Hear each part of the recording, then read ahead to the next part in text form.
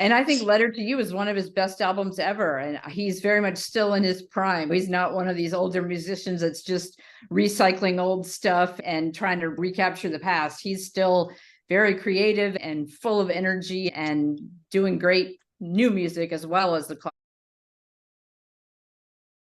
classics. Hello, everyone, and welcome to a new episode of Set Listing Bruce, your podcast all about Bruce Springsteen, his music, and mostly his fans. I am your host, Jesse Jackson. My new friend Wendi is joining me. Wendi, welcome to the podcast. Thank you for having me. It's good to be here. Yeah, tell us a little about yourself. I am a freelance writer and have been a Bruce Springsteen fan since my high school days. The very first time I heard his music, I was hooked and have been a lifelong fan since then. What else do you want to know? That says a lot. I'm going to get back to you hearing Bruce, but I always like to start at the beginning. So tell me a little bit about growing up. Where did you grow up? What kind of music did your family listen to when you were younger? Okay, so I grew up in New Orleans, and no one else in my family listened to Bruce. I'm the oldest of 6 kids. My mom, I don't really remember listening to much music, period. But my dad, whenever we were in the car, he was a big fan of John Denver and Elvis Presley. Those are the two that really stand out for me. John Denver especially. He had loved, actually played him on 8-track tapes. That really dates me. But so that's what I remember. But what I listened to beginning in high school when I had a choice, I was a Rick Springfield fan. I liked the Go-Go's. I liked Billy Joel. I liked Prince, the Cars, and of course, Bruce. Yeah, once I found Bruce, he was by far my favorite and became the one I listened to most often. When you growing up in New Orleans, what time period is this? The 80s was when I was in high school. So when Okay. Born in the USA came out, that was the album that I first heard of Bruce's. New Orleans, a big city for music. Yes. It's one of my favorite cities to visit. So yeah, how long did you live in New Orleans? Most of my childhood, from 3rd grade through the end of my junior year of high school. And where'd you move to after that? My family moved to Shreveport, Louisiana. And then after that, I went off to college in Texas, and I have lived lots of places since then. But yeah, New Orleans is always what I consider my hometown. And my best friend from high school still lives there. Where'd you go to school in Texas? Texas Lutheran University. Okay. It is in a little town called Seguin, about 45 minutes from San Antonio. Okay. Yeah, I'm from Dallas. So Okay. yeah, originally my grandparents lived in Rose Pine, Louisiana. I always tend to think I'm from Lake Charles, but yeah, so we've lived in Texas, Dallas since 84. So Okay. absolutely, yes. So you mentioned hearing Born in the USA, but I always like to ask my guests if you can remember that moment where you first heard Bruce's music and what about it spoke to you, Wendi? I'm not sure I can pinpoint the exact moment I heard the first note of the first song, but definitely it was that album when I was in high school. And I believe it was probably Dancing in the Dark on the radio was the first that I heard before I bought the album myself. I'm like I said, I'm the oldest of 6 kids. And so my youngest sister, Margaret, is 15 years younger than me. So she was a toddler at the time. And once I had the album and played it in my room all the time, sometimes she would come into my room and say, "Dance Bootin," and hold my hand, and I would play Dancing in the Dark, and we would dance around the room together. So that's one of my fondest memories. And then another friend of mine from high school that I've lost touch with since, but she and I together were great Bruce Springsteen fans. And when I was at her house, we would listen to his album together and sing along and just gush about him. But what really drew me to his music was the storytelling. It was so much different than the superficial pop with a beat kind of dance music that others were playing. He actually told stories in his music. And I had always been an avid reader from a very young age. And like I said, I'm now a writer myself. So that storytelling has always been an important part of my life. And so his lyrics just jumped out at me. The title song, Born in the USA, is very much a story that, of course, has been misunderstood by people who don't pay attention to the lyrics. but it's a very powerful story about a Vietnam veteran and his experience coming back home and so forth. And other stories in it. Glory Days was another favorite song of mine. And even though I was only in high school at the time, I could somehow relate to the sentiment of looking back later on those days and having a few drinks and reminiscing kind of thing. So just everything about it, Cover Me, every song on it spoke to me in some way. No Surrender, you name it. I could relate to it in some way. And I was just struck by the power of his lyrics and his ability to tell such compelling stories in such a short amount of time that just drew me in completely and made me love the characters. Wendy, once you're, did you start exploring some of the back catalog once you Born in the USA started learning that? Did you? Absolutely. Yes. It did Okay. not take long for me to buy every other album. Yeah. I always like to preface this with the amount of times you've seen Bruce isn't a fair barometer of how big of a fan you are. Though I do applaud flying Hawaii to California just to see a show, as you shared with me in your email to me. What, when do you count how many shows you've gone to? I don't count, probably because I'd be depressed because it's nowhere near enough. Why are you going to 4 shows on this tour? Because I couldn't get tickets for 5, right? Exactly. I would literally go to every single show of every single tour if it were remotely possible. And even if there were no premieres and he played the exact same set at every single concert, I would still happily be there if I could. Thank you. You jumped ahead to my question about the set list. But before that, I got in a little bit of trouble with my lovely bride. We were talking, this is a few months ago, and they were dreaming. And what would you do if you won the lottery, Jesse? And I said, I'd go to every Bruce show. The next time he toured, I'd go to every show. I just would follow him on tour. I would be there at every show. 100%. Yep. What about me? I'm like, you can go. I mean, there's time between shows we could do, but you're asking what I would do. If I had unlimited money, hello, that's what I'm doing. It's So, funny you mentioned that because I'm married to, I've been married for more than 30 years to my wonderful husband, Steve. And I introduced him to Bruce's music. So he is now a fan of the music, but he's only been to one concert with me. And he had a great experience. But the main reason he's only been to one concert with me is because it would cost the same amount of money for both of us to go to one show as it would for me to go to two. yeah, we have a little bit of that discussion too, that Linda enjoys going, but she is aware that if she went to me with Dallas and she wasn't go to any other show, and then we had a chance to go to Houston. She was going to go to Dallas and Tulsa, and then we got tickets for Houston, and she went with me.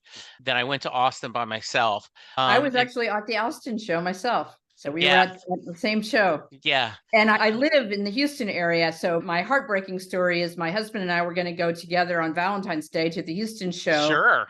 And I eagerly anticipated it for weeks. And then I got COVID shortly before the show and gave it to him. So Valentine's night, instead, we were both in bed sick and it was horrible. So Tulsa, is that my story? I was so excited. I was going to do Dallas, then Houston, then Austin, and then Tulsa. And we had booked an Airbnb. We were going to make a little weekend out of it because we had gone when they had the Springsteen Live exhibit at the Woody Guthrie Museum last summer or summer before last. And we went and we had a great time. We really enjoyed Tulsa. It's a beautiful little city. And then I got COVID after Austin. I came home from Austin. That was Thursday night, Friday. I'm like, I don't feel very good. And then Saturday morning, I woke up feeling horrible and grabbed one of the COVID tests. And sure enough, yeah, I was really happy because it was Valentine's night. And I was like feeling a little guilty that I was going to Houston without her on Valentine's Day. So you did at least get If I Was the Priest in Austin. Yes. So you were well enough to go. That's good. Mm-hmm. Yeah. And I went by myself. And that was actually, I wasn't expecting to be able to go to Austin. I did not have tickets. Our finances are not ideal right now. but I shared my sob story with Donna of Bruce Funds. Yes. Wonderful organization who helps Bruce fans who can't afford tickets go to shows. And so I told her I was supposed to go in Houston and I got COVID. And just in case you get any last minute Austin tickets, I could drive there that day. And sure enough, that morning she called me and said, I have one ticket. Do you want it? And of course I said yes, and immediately hopped in the car and drove to Austin. So did you go to Austin for the book signing a few years ago? Were you in Houston then? No, unfortunately, I was not here at that time. I Okay. have not ever had the good fortune to go to a book signing or any other event where I could actually shake Bruce's hand or get a picture taken with him or autograph or any of Yeah. that. Yeah, I've told the story multiple times, so I won't say it again. But yeah, I ended up taking a chance, ordering a ticket, got it, and was able to drive from Dallas down to Austin, stand in line, get my picture taken with them, my 7 seconds, and then came home. Yeah, I that's awesome. Um, if you don't count, and I'm like you, do count, but I football players will say, or football fans, like when a team misses an extra point, you feel like you're chasing that point the rest of the game. I feel like we Springsteen fans are like that. Because I had a guy on 3 or 4 years ago that talked about seeing Bruce in 75, 76, that time period where John Landau first found him. And he And said, in really small yeah. venues. And he said, if I'd just known him sooner, I could have seen him in 72, 73. And I was like, we're always we're chasing more shows. Yeah, So, my heartbreak was that I never got to go to either Springsteen on Broadway yeah. run, none of those shows. So yeah, that's my most, and actually until this tour, I had not seen Bruce since 2007 Wow. because we lived in Hawaii. Yeah. And so except for the one time I did fly to California for the 2007 show, no, I missed all the others, and that was very difficult. Yeah, because he never plays Hawaii. Exactly. He Yeah. never, because understandably, but Yeah. What brought y'all to Hawaii? we went on vacation for our 10th anniversary and absolutely loved it. Promptly went back to Pennsylvania, put our house on the market. As soon as it sold, we quit our jobs and we moved to Maui. How fun. That's exciting. Yes, it was glorious. Yeah. Wow, that's pretty brave. There, I could do a whole podcast on just that story. That's amazing. All right, so how did you find spring nuts? Just recently, within the last year or two. And I honestly don't remember how I first found it. Somehow on Facebook, randomly, it probably showed up in my feed because I posted enough about Bruce Springsteen or Sure, something like absolutely. that. Yeah. But yeah, I've only been a member for the last year or two, and I haven't been able to go to any of the in-person serenades or other events or the big pre-concert get-togethers. Yeah. But yeah, I love the group. Yeah, I do too. I think they're just lovely people, and they really just seem to be. I think Howie does a great job, along with Julie, of keeping the BS out, and it's fun. And And the bots and the fake accounts that immediately pop up on the others. You're my biggest fan. Thank you. Private message me kind of stuff. Yeah, that's just crazy.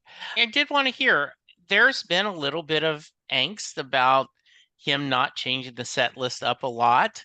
You've been very clear just already about that. So sharing a little more of your feelings on that. I honestly, I can't believe that people complain about that, because my feeling is, oh, what a luxury to be able to go to so many shows in a row that you're disappointed that they're so similar.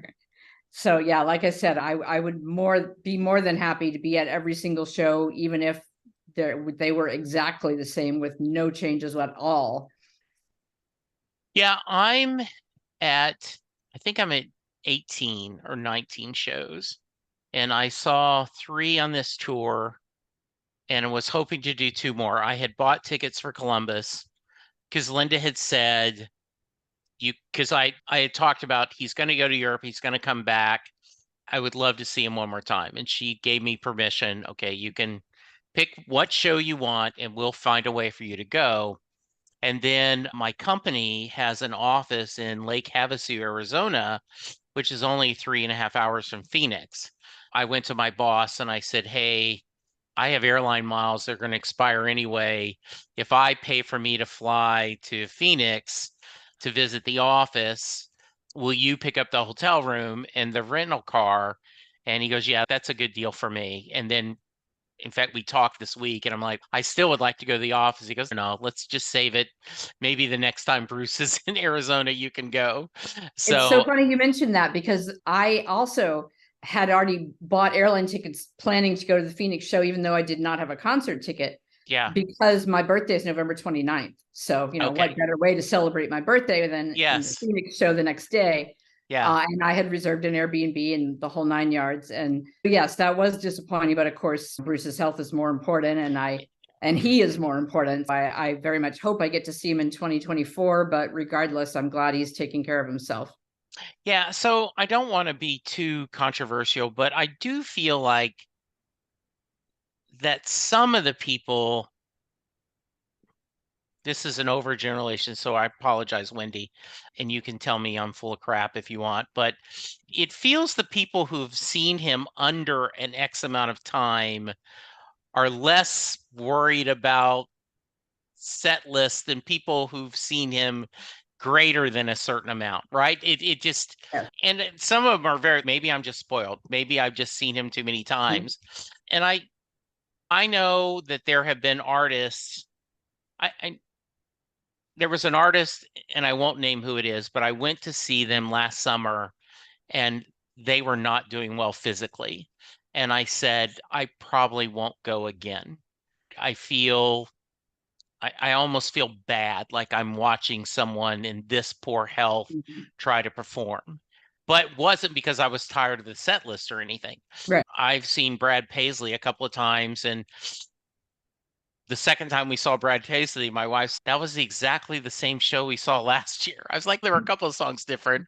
She goes, even had the same videos. And I was like, Mhm. yeah. So yeah, I tend to just enjoy the show because there were so many years. When was your first show? 1985. Yeah. So see, I didn't see him till 2002. Okay. So I missed all those shows and I would love to see him. So let's talk about albums and songs, Wendy. Over the years, is there songs or albums that have a special place in your heart? Badlands definitely has become a real favorite of mine. Janie, Don't You Lose Heart. Jungle Land, of course. Who doesn't love Jungle Land? It's just epic. Thunder Road, all of the obvious Yeah. classics. Trying to think if there are any unique ones that might not. And I know not everyone agrees with this. His latest album, the Only the Strong Survive Soul Yeah. covers. When I first heard about it coming out, I thought, honestly, oh no, because now he's going to play a bunch of those covers on this tour Yeah. that'll take the place of some of the classics. But once I actually heard the songs, I loved every single one of them. I enjoyed watching him perform them on Jimmy Fallon. Yeah. And then at the Austin show, he did two of them, Night Right. Shift and Don't Lie, Baby You Lie. Yeah. Yeah. Don't play Anyway, that song. Yeah, I but get yeah, what there you're you saying. go. And I love both of those. And they were great live, especially. So I was surprised by how much I liked that album.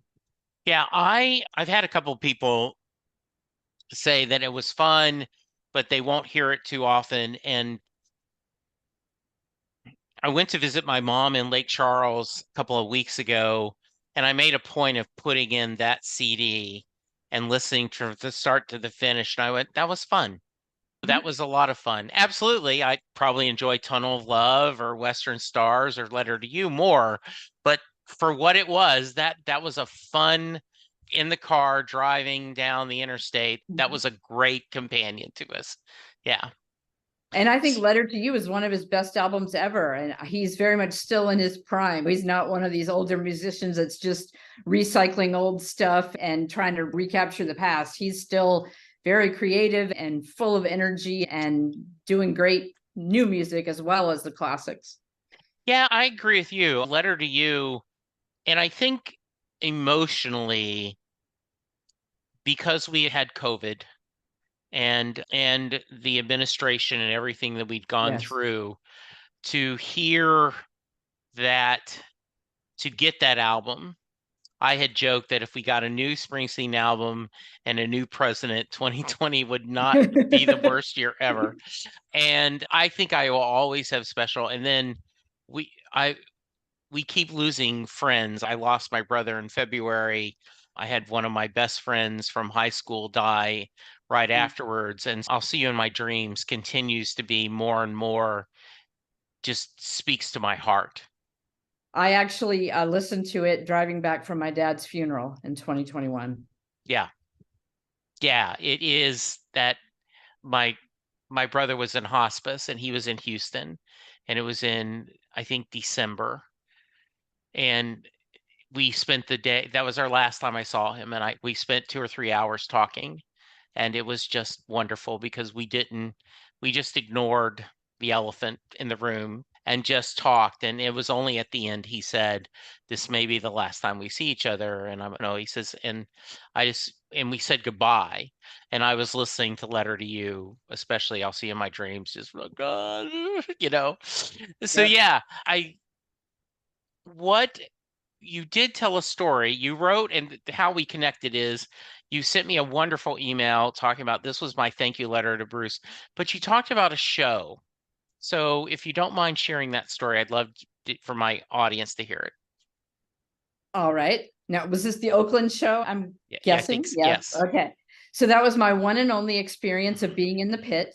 And Okay. these were the days when you just bought a general admission ticket and there was the lottery wristband system, and they pulled one number and you just prayed that it would be close to your number and you would be one of the first allowed in and actually end up in the pit. In my case, the lottery did not go in my favor. I would have been one of the last in, but I had flown all the way from Hawaii and I was by myself, and I was like, you only live once, you got nothing to lose by trying to bluff your way in, so to speak. So I just got in line with all the people lining up to go in the pit as if I belonged there. And I moved my way through and found a group of women and stood in the middle of them and proceeded to have conversations with them. And so by the time the man came by who literally checked every person's wristband by hand to make sure they had the right number, and I was convinced I was going to be found out and kicked out of the line, he was going person by person, and there were the 5 of us women clustered together, and he checked all 4 of the others, but not mine, because I was, like it said, in the middle. And miracle of miracles, I got into the pit and was close enough that I literally could have jumped up and touched Bruce, and it was by far my best concert experience. And afterwards, a man I don't know that I happened to be standing near, he and I turned to each other and just said, this was the best night of my life. And we both agreed, hands down. And every concert I've been to has been wonderful, even though most I've been in the nosebleeds behind the stage. Obviously, that's nowhere near as much fun as being in the pit, but it's still wonderful just to be there. Just being in the building sometimes is always, to me, if I can just be in the building, I'll make it work. All right, I'm going to switch caps for a minute. Talk about your writing. Okay. So you mentioned growing up in New Orleans. Were you in a family of readers? Yes. Like I said, I'm the oldest of 6 kids. Okay. I was the first, but my parents, I didn't really see them reading, but as a child, they definitely read to me and to all of us. My dad would actually read Uncle Remus stories and do the different voices for the different characters. So it was always a fun time together. And, my mom read to us. And then from a young age, I just loved reading. I read all the Nancy Drew mysteries. I read the Hardy Boys mysteries. I read just about anything I could get my hands on. After I was sent to bed for the night, I would have a flashlight. I would get out under the covers and continue reading when I was supposed to be sleeping. So yeah, I've always been a very avid reader. And starting in high school, when I had to write papers for school that were English papers where I got to choose and just write a short story, fiction, or whatever I wanted to, I really enjoyed that and consistently, got good grades, was told I was a great writer. That continued through college and grad school. In fact, one of my college professors, I have to give a shout out to Dr. Meadow at Texas Lutheran. He allowed me to write a paper for class about Bruce Springsteen, analyzing the lyrics of Growing Up and how Nice. they related to Bruce's actual childhood. Nice. What'd you get your degree in? My undergrad degree is in social work, actually, but that was Okay. an English literature class. Okay. And then I actually have a graduate degree, a Master of Divinity. Before I became a freelance writer, I was a minister. In fact, another Bruce related memory is when I was Sure. serving my first parish as pastor of a congregation in Pennsylvania. One of the shows was on the night of our church council meeting. So I informed the council a month or so ahead of time, I won't be at this meeting. You can either have it without me or we can reschedule it, but I'll be at a Bruce concert. What led you to the ministry? I actually, that one of my high school English teacher, her husband was a minister, and one of my younger siblings went to the preschool day school at that Lutheran church. And so my family started going to church there when I was in high school. Before that, we had gone to a Methodist church and there was a falling out. But anyway, so we started going to that church, and that pastor and his wife became like my second parents. I'm still in touch with them to this day. He married my husband and I. He came to my seminary graduation. So he was my role model. He preached at my ordination service. So he inspired me to be a pastor. I just wanted to be just like him. I had so much respect and admiration for what a kind, gentle soul he was. So that's how I became a minister. And then, like I said, my husband and I visited Maui and fell in love. And so I stopped being a minister and we could move to Maui and lived in Hawaii for a bunch of years, over a decade, and then went back to being ministers. And that brought us back to Texas. And then in basically a combination of Trump and the pandemic ended my career as a minister because I wasn't willing to stay silent about some things that I considered very unchristian that were beginning to be said and done by Christians. So now I'm a writer. We're going to get political for a few minutes unless Wendi cuts me off. And so you guys can jump ahead.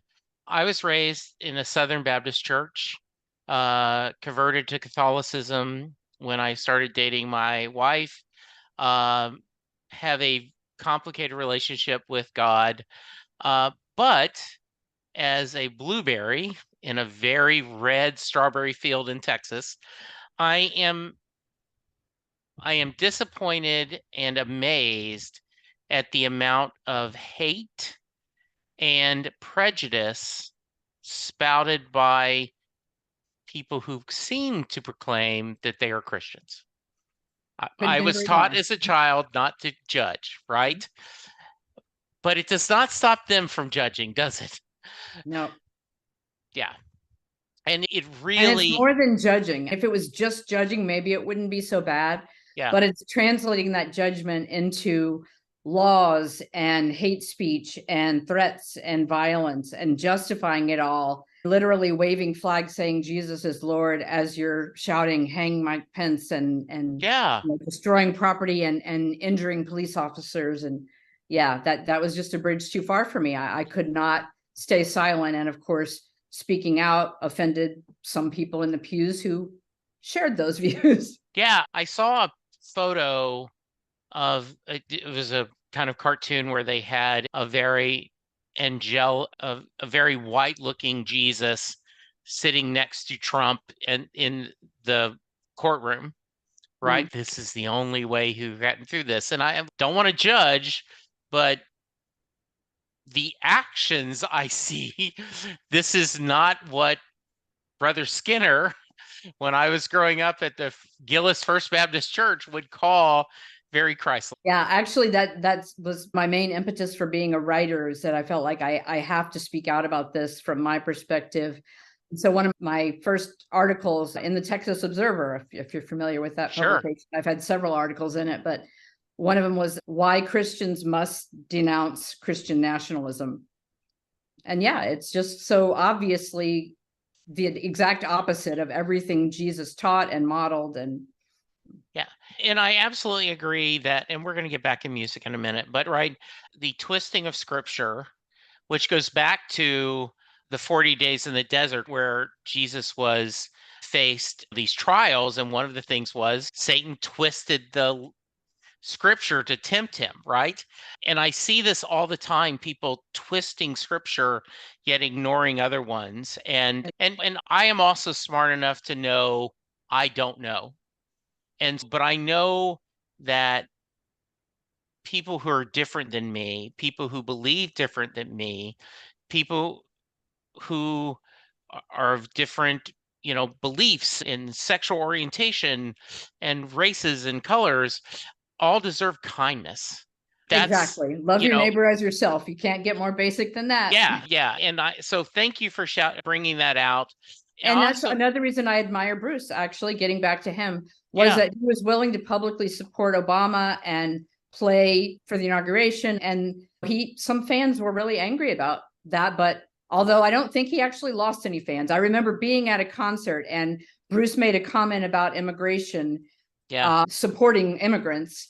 yeah, And some guy standing next to me basically said, shut up and play, and booed and yeah. so forth. But they didn't walk out of the concert. Yeah, I know they all want to say shut up and sing, but I always go, have you not followed this guy for a long time? Yeah. Do you know the lyrics of the Yes, song? exactly. Yeah. Have we did that? And I do feel this another guy that Jason Isbell is very vocal on Twitter. And a lot of times because he has a more country artist, there are a lot of people like Jason, you're losing fans. And if those are the fans I'm losing, I'm okay with it. Yeah. And once again, it's just a time. I want to go back to you. One of the things on your website is handling stress and handling things because these are dark times, Wendi. Yes. I worry about everyone's self-esteem and their feelings. So talk a little bit about that. So yeah, so like I said, my bachelor's degree is in social work, and then I was a pastor for a few years, more than a few years, and so I counseled people dealing with various situations and grieving and strained family relationships and the whole nine yards. And I myself have a lifetime's worth of experience of living with depression and anxiety, which of course has been much worse, during the pandemic and Yeah. the upheaval of the last few years. And so I have a lot of knowledge, both intellectual knowledge from research and from conversations with therapists and lived experience. And I wanted to help people by sharing that and help further reduce the stigma. That's another thing I admire about Bruce, is his honesty about his own depression. He writes about it in Born to Run, the autobiography, and has spoken about it during interviews. And yeah, I mean, I just think it's so much healthier for me and for the world, for all of us to just be real about our struggles and not have these fake highlight reels as if our social media photos and vacations and happy smiley is our entire life. It's not for anyone. Yeah. When people ask me for my favorite Bruce song, I say there's two, though I've been asked to be on a podcast where we're going to do a 20 song playlist. I Mhm. get to pick 10. The host of the podcast gets to pick 10. And I reached out to Twitter and some people, I said, okay, you guys want to give me? And I got a lot of cursing. I can't pick just 20, Jesse. This is madness. Exactly. And I like, yeah, and I only get 10, but Better Days and Land of Hope and Dreams. And to Yes, Better me, Days also. Yes, yeah, both of those are very important to me too. yeah, because Better Days to me is the thing that these are the better days, even in the middle of suffering, even in the middle of, we were thinking today, October 4th, 2017, I went to the doctor and they said, okay, all the tests come back. It looks like your cancer's gone. There's no blood clots. We'll be able to take out your port. And, but even when I was getting chemo and fighting colon cancer, I played Better Days. These are better days shining through. And I love the line about I'm halfway to heaven and just a mile out of hell. And I feel like Yes. I'm coming home. Yeah. Oh gosh, just so beautiful. So I think one of the things I saw on your website is a toolkit. Tell me a little bit about that. Depression and Anxiety Survival Kit. Yeah, it's a PDF download that consists of a collection of articles that I've written. One of them is Living with Depression and Learning to Challenge Its Lies, which is a look inside my own head and some of the negative thoughts that I've learned to challenge, and that seem to be universal as I've spoken with so many other people that battle depression, how easy it is to come to believe that we have no worth, especially if our depression is bad enough that we're not able to work or we're not able to clean the house or whatever it may be. We don't feel productive because our society constantly reinforces the message that your work is your worth. Your achievements are what matter and what get rewarded. And therefore, if you're sick or what for older or whatever and can't produce, then you have no value. And so that's just such a destructive message. And so many of us internalize it. And the schools, of course, reward achievement. I was the straight A kid that got all the academic awards and scholarships. And that was all great. And it was great when I had a professional career that I was respected for and got praised for my sermons.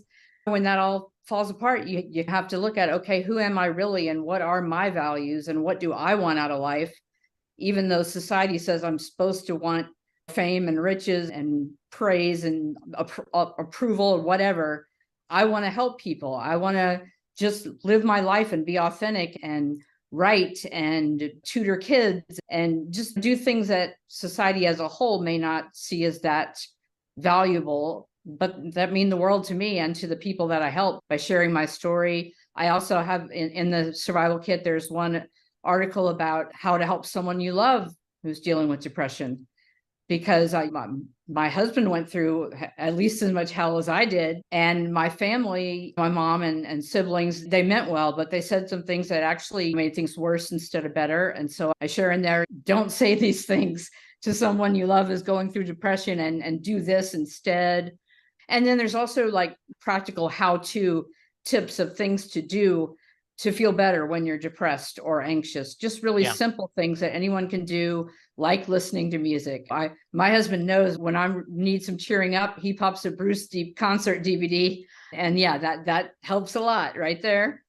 Yeah. And just getting outside, walking around, movement of any kind. There's a practice called tapping also that I talk about. It's a physical practice that's very helpful in reducing anxiety and dealing with a whole host of other issues. Journaling is a key part of my life, as is making a gratitude list. And anyway, so those are the kinds of things that are included in the kit. It's a PDF download on Gumroad, and it's one of the links on my main portfolio site and on my Substack site as well. So anybody can get it free. It's just a donation type thing. So I'm very grateful for the people that are willing to donate and help me continue to be able to do this work. But I also want it to be free for people who need it and can't afford it, because I've been there. Yeah, absolutely. I'm going to check it out. I'll include the link in it. And you also are a published author.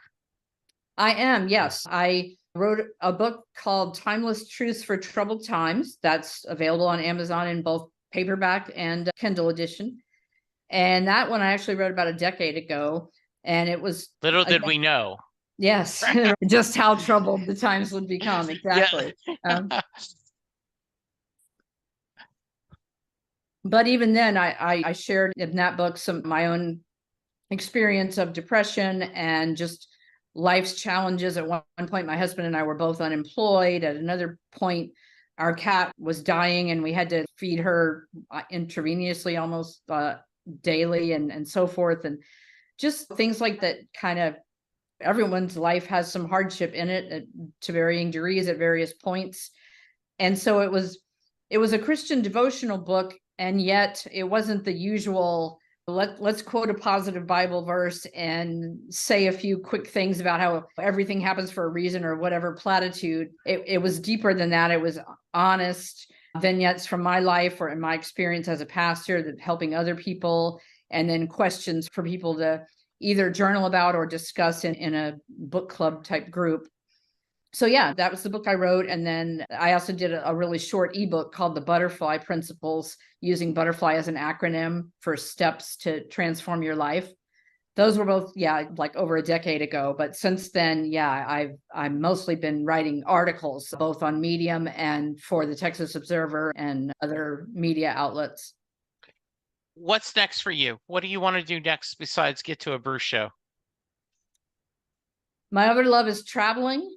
Right before COVID hit and we lost our jobs as pastors and everything changed, Yeah. my husband and I had planned our dream vacation to Australia to celebrate our 30th anniversary Okay. and had been looking forward to that for a long time, planned it in a lot of detail, already put a deposit down on the trip. And then, of course, COVID happened. And then we had to use all the money we had saved for the trip to move and get an apartment and the whole 9 yards. And we're still rebuilding financially at this point. But so travel would be the other big thing I would do if I could. And then career wise, I really do want to be a full time writer as my primary source of income, combined with other, like I call it mental health guide. I just recently started a website, mymentalhealthguide.com, where I offer as a service if people want to just have a one on one phone conversation or via email. Just talk to someone who's been there, and I make it clear I'm not a trained medical or mental health professional. I'm just a person with lived experience of this who can empathize and have years of training of being a good listener and helping other people. So those are the kinds of things I want to do, and maybe develop some courses as well, other digital products. And then I have a part-time job, very part-time, about 10 hours a week as a tutor, one-on-one with children, both young elementary school kids, all the way up to high schoolers preparing for the SAT. So that's very rewarding as well. So yeah, I do gotta have to go back when you were doing sermons. Did you slip in Springsteen lyrics sometimes? I'm sure I did on once or twice at Okay. least. Yes. Okay. Good for you. Certainly, whether I quoted him in a sermon or not, certainly anyone who spent more than about 5 minutes with me knew that I was a Springsteen fan. Yes, absolutely. All right, we're gonna wrap up. I have a couple more questions, but you did share with me that your husband has a unique ringtone on your phone, correct? Yes. And I'm not as tech savvy as he is, so he actually downloaded it to make it happen for me. But yes, so when my husband calls me on my cell phone, I hear from Born to Run, Wendi, let me in. I want to be your friend. I want to guard your dreams and visions. I love that. Every anniversary, I play Linda Let Me Be the One because my wife's name is Linda. Ah, And I perfect. always say that, and I'm so glad she did.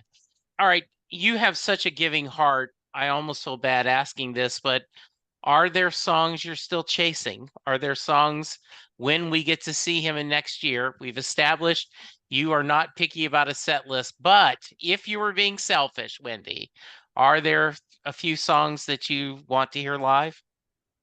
There are a zillion songs I want to hear live, but Yes, like I said, Better Days might be one. I've Jane, never Don't heard You that Lose either. Heart. Yeah. Rendezvous, I like a lot. Ooh, yeah, that'd be good. Uh, Racing in the Street. Yeah, like I said, there's nothing I wouldn't want to hear. Sure. Any final Human Touch thoughts? is another one of his songs I like, and I think I may actually have heard that one live at some point. Okay. But yeah, I love the line about you can't shut out the risk and the pain without losing the love that remains. We're all riders on this train. Yeah, just Yeah, good stuff.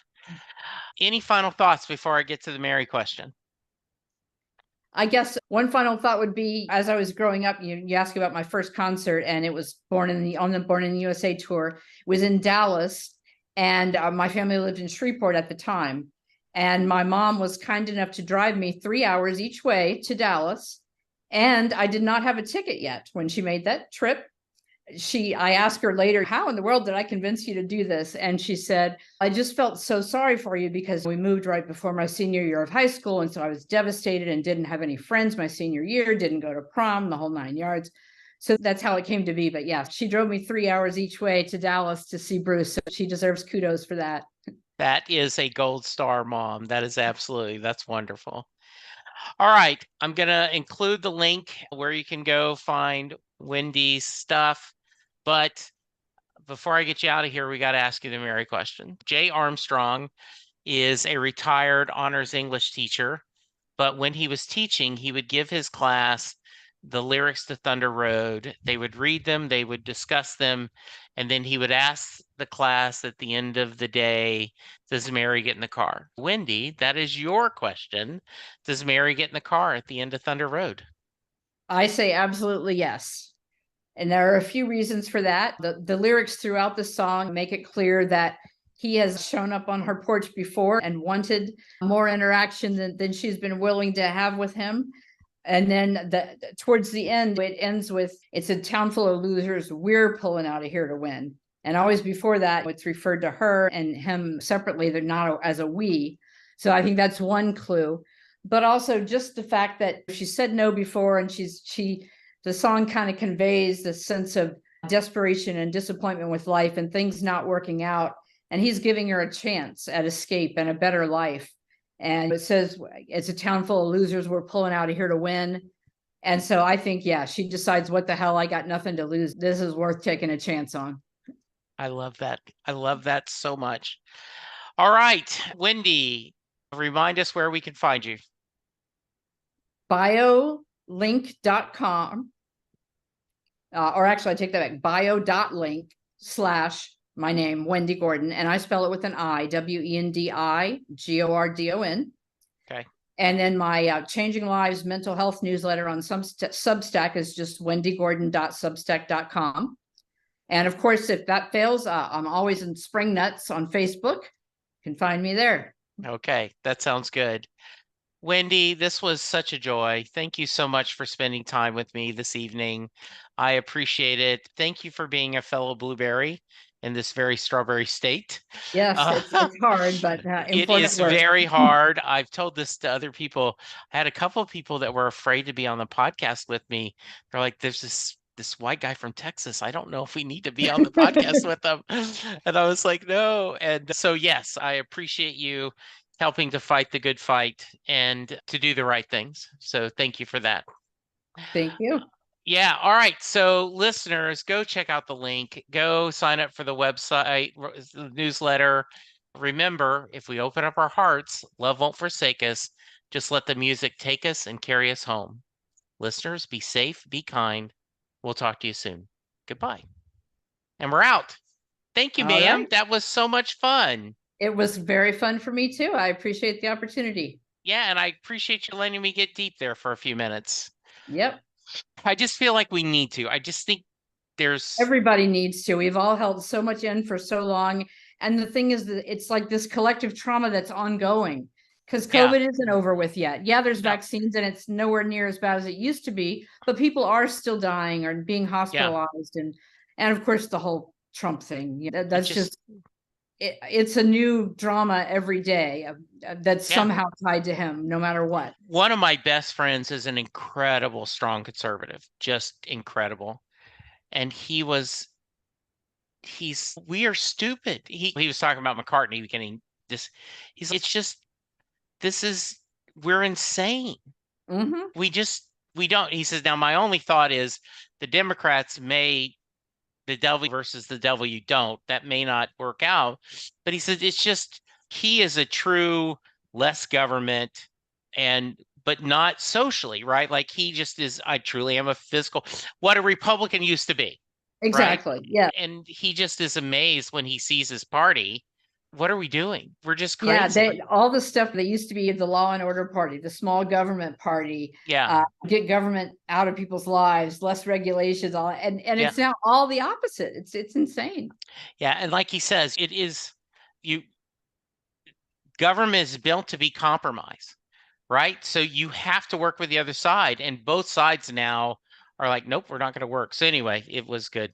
Thank you so much. Like I said, this will come out in about a month. 5 weeks maybe, but I'll email you all the links and everything. So thank you. You have a great night. Thank you. You too. Bye-bye. Bye.